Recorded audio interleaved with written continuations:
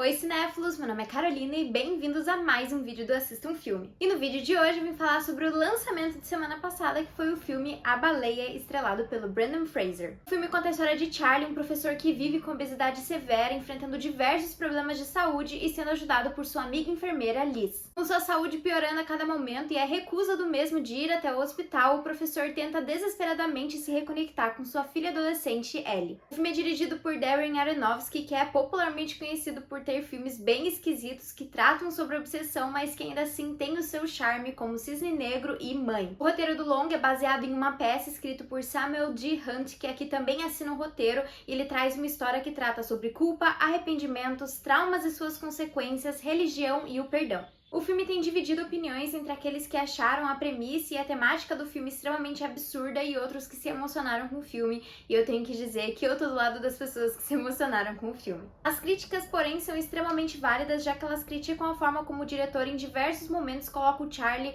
visto como uma aberração, realmente fazendo da situação dele um espetáculo e o tornando um monstro de um circo. E essa indignação pode vir de alguns takes do diretor que dão a entender essa posição, porém a narrativa não é sobre isso, então eu creio que esses takes foram apenas alguns deslizes na hora da direção. Porém, como eu falei, a narrativa do filme não é sobre isso, já que apesar dele trazer ali as dificuldades de uma pessoa que vive na situação do Charlie de obesidade severa, mostrando as dificuldades e o cotidiano daquela pessoa, o filme é extremamente sensível e isso é apenas um dos tópicos que ele aborda, não sendo nem o tema principal. Aqui a gente mergulha de cabeça na vida de uma pessoa que vive com uma tristeza descomunal por conta da perda e que é obrigado a ficar revivendo e reavaliando suas decisões por conta de suas condições, tentando desesperadamente fugir e recompensar os seus arrependimentos e suas escolhas de vida. Isso aqui é feito de uma maneira muito interessante, já que pelo filme ter sido baseado em uma peça de teatro, ele meio que pega alguns elementos típicos do teatro. Então ele basicamente só se passa em um cenário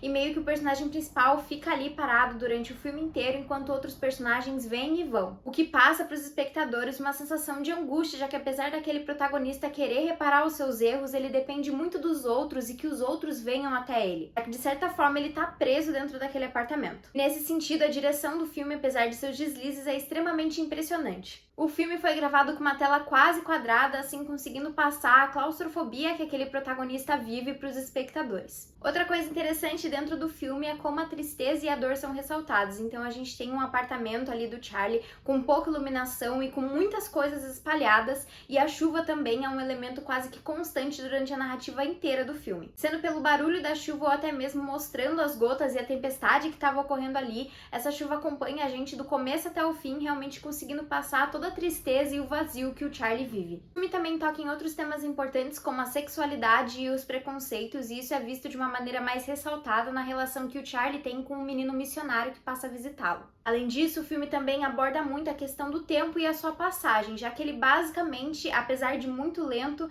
funciona como uma bomba relógio, já que desde o início do filme a gente é meio que dado uma expectativa de vida de que o Charlie vai conseguir viver, e a gente vai acompanhando ele tentando reparar os seus erros, ainda que com esse tempo passando. Onde durante esse período nós e o próprio protagonista passamos por algumas reflexões de vida e das escolhas que fizemos. A tristeza e a obsessão do personagem também são ressaltadas dentro do filme aqui de uma maneira muito interessante, onde ele faz referências ao livro Moby Dick. E claro, as atuações também são um destaque. Aqui a gente tem poucos atores, cada um deles com uma função específica dentro da história, trazendo nuances diferentes da vida do Charlie. Apesar de muitos sites criticarem o uso desses personagens, falando que eles não foram tão aproveitados quanto eles poderiam, eu sinto que isso não foi o caso. Eu acho que cada um dos personagens traz uma performance muito diferente, cada um dos atores, né, traz uma performance muito diferente entre si e que funciona dentro do filme, já que a gente descobre ainda mais sobre a personalidade e a persona do Charlie. Aqui eu sinto que é legal destacar os três atores principais. Começando pela Sadie Sink, que a atriz já tinha impressionado na quarta temporada de Stranger Things, onde ela aprofunda ainda mais dentro da sua personagem, contando uma nova visão ali que a gente ainda não tinha visto, e também no clipe de All Too Well da Taylor Swift, que ela entrega uma performance maravilhosa, e aqui dentro do filme não é nem um pouco diferente. Dentro do filme, a atriz mostra seu talento novamente, com uma personagem extremamente intensa e com muita raiva, mas que ainda assim se mostra tão quebrada quanto os outros personagens. Ela também traz o bom contraste dentro do filme, principalmente nas cenas em que ela contracena com o Brendan Fraser, até pelo seu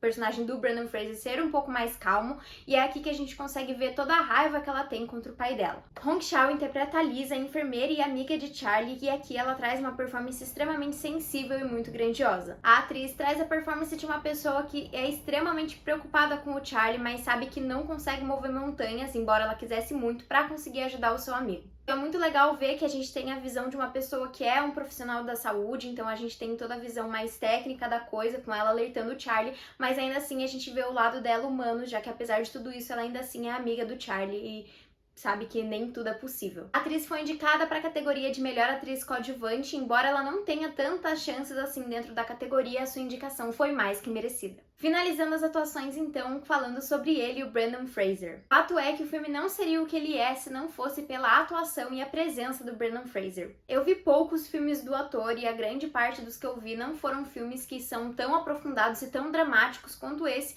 mas todos que eu vi eu gostei muito, mas realmente não eram filmes que tinham espaço para ele se desenvolver tão dramaticamente quanto nesse filme. O ator de fato dá um show de atuação, trazendo um personagem muito sensível, solitário, machucado pela vida, extremamente triste e que passa por uma viagem de autodestruição. Durante o filme também são expostos os diversos erros que esse personagem cometeu, porém em nenhum momento a gente vê ele como um vilão, e muito disso se dá pela interpretação do Brendan Fraser. Apesar da maquiagem, que é excelente, inclusive rendeu o filme uma indicação a essa categoria dentro do Oscar, o Brendan Fraser traz com perfeição todos os sentimentos de seu personagem, tanto nas cenas em que ele tá contracenando com alguém, mas principalmente nas cenas que ele tá sozinho, em que ele consegue passar toda a tristeza e todos os sentimentos do seu personagem apenas pelo olhar, mostrando que a maquiagem não foi um fator decisivo ali na atuação dele. Sobre o Oscar, o ator foi indicado à categoria de melhor ator, que por enquanto é uma das categorias mais indecisivas dentro do Oscar. Porém, a indicação do ator na categoria foi mais do que justa. Eu tô um pouco torcendo pra ele, porque eu sinto que ele merece, e eu acho muito bonito todos os discursos que ele faz quando ele leva algum prêmio,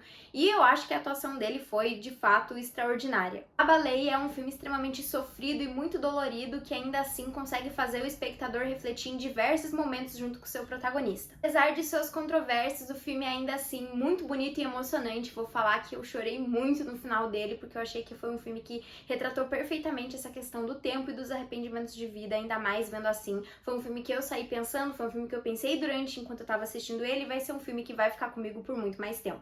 Bom, e pra mim esse filme tem uma nota de 8.6 e ele tá disponível nos cinemas. E se você gostou do vídeo, não esquece de curtir, compartilhar e comentar o que você achou de A Baleia e se você acha que o Brendan Fraser vai levar a estatueta de melhor ator na noite do Oscar. Então foi isso, pessoal, até o próximo vídeo.